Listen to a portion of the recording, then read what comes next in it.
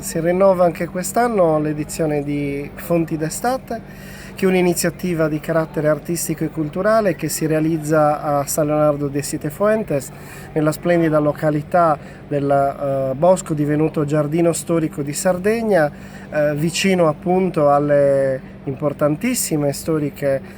Sette Fonti, in un contesto particolarmente suggestivo. La sera, per 3 appuntamenti anche quest'anno a San Leonardo, ci saranno 3 momenti, 3 serate in cui si parlerà di cultura, si parlerà di arte, si parlerà di iniziative legate proprio alla espressione artistica della nostra isola. Un momento molto importante che ci consente di portare l'attenzione